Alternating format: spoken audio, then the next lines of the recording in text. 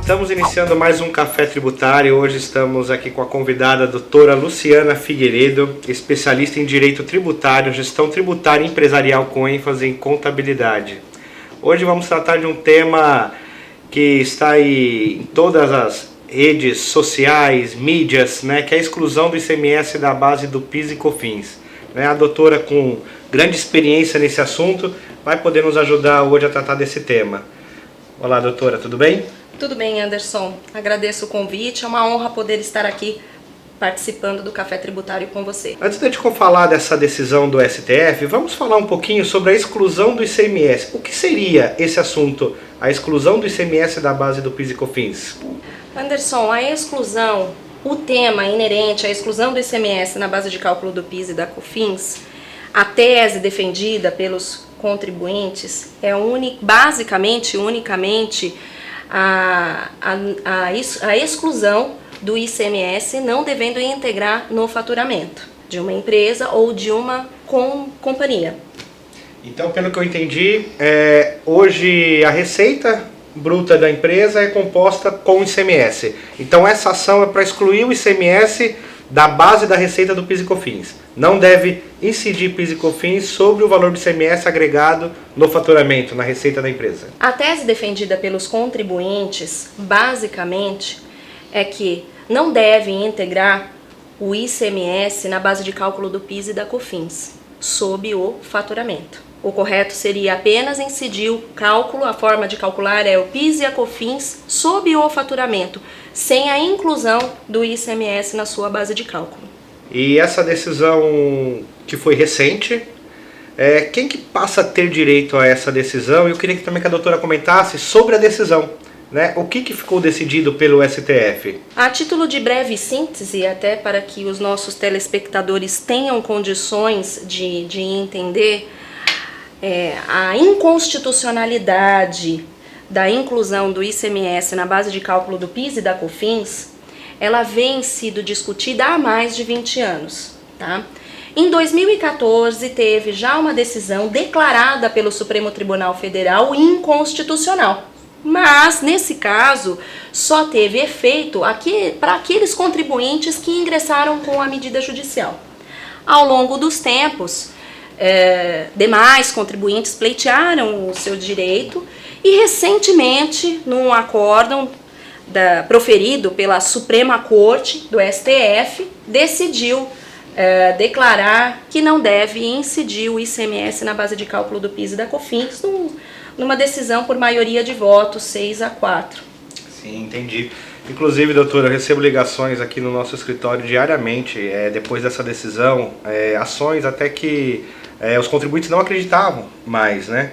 E agora já querem começar a aproveitar esse benefício, e a gente acaba aconselhando alguns métodos, como fazer essa restituição, esse ressarcimento.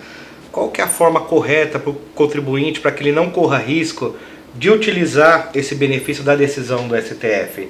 Ele já pode sair utilizando de imediato, sem ele ter entrado com uma ação, ele tem que entrar com uma ação antes? A partir de qual momento que ele pode usufruir desse benefício, dessa decisão do STF? Para que eu possa responder a sua pergunta, eu vou complementar a resposta anterior. Tá? A decisão do Supremo Tribunal Federal, ela ocorreu uma repercussão geral. O que significa a matéria de repercussão geral proferida pelo Supremo Tribunal Federal? É quando todos os demais tribunais, ela serve para todos os demais tribunais superiores, de demais instâncias superiores. Para quem que tem esse direito, quem que pode, como pode? A priori, a gente orienta hoje em que situação que está.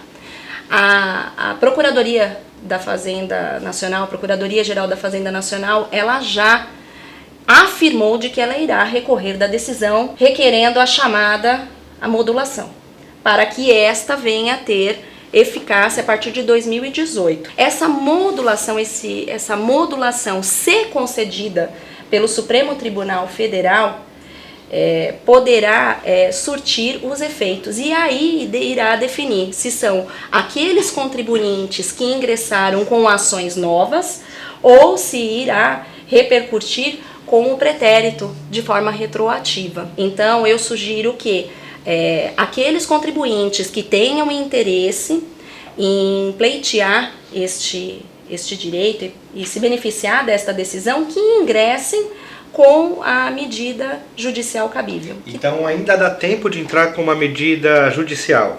Sim, porque assim, o Supremo Tribunal Federal, ele ainda não decidiu os embargos da PGFN. E há decisão final apenas com o trânsito em julgado. Então, enquanto não há o trânsito em julgado, é passível sim de ingresso de medida judicial cabível. O contribuinte, ele deverá ingressar, consultar um especialista a respeito. Então fica a primeira dica, que quem não entrou com essa ação ainda tem o direito, ainda dá para correr e entrar com essa ação. A gente tem outras questões também que no dia a dia nosso, que estão em efeito liminar.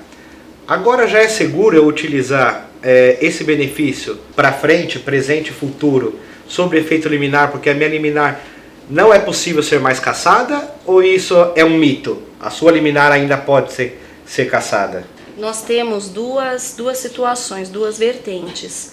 A minha orientação é de que o contribuinte, ele aguarda o trânsito em julgado da decisão para que ele possa pleitear o direito dele, tanto de restituição quanto de compensação. Efeito liminar. Eu não aconselho a utilizar o efeito liminar, mas se ele quiser se beneficiar, quiser utilizar esse efeito, ele vai ter que garantir, ele vai ter que caucionar nos autos para que se evite um problema futuro para ele. Esse assunto vai gerar, né, um rombo milionário, bilionário nos cofres públicos, né?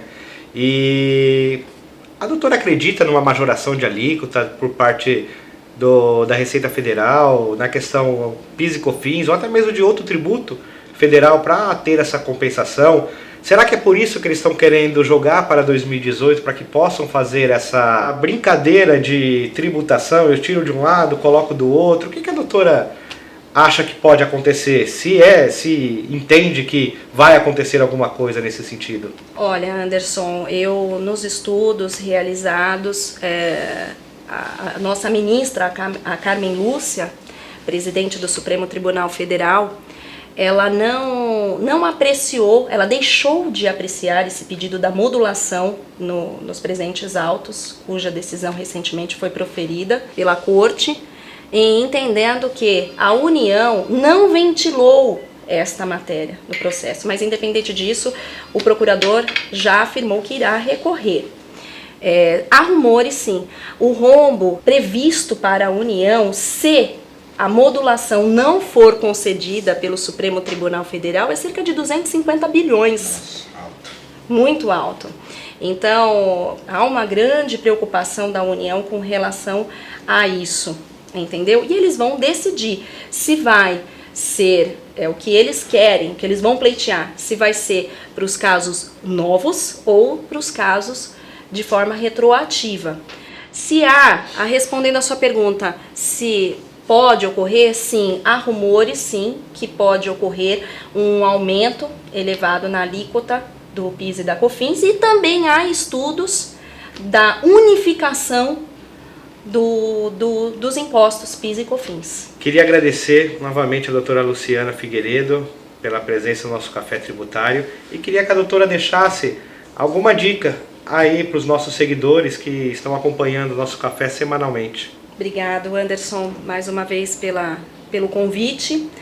E a dica é, aqueles contribuintes que entendam que ainda possam ter esse direito, que possam estar usufruindo, deverá sim consultar um especialista e deverá sim ingressar com medida judicial ou rever a situação para que possa usufruir da decisão que certamente irá trazer um benefício muito grande para a empresa. Bacana. Agradeço mais uma vez e até a próxima.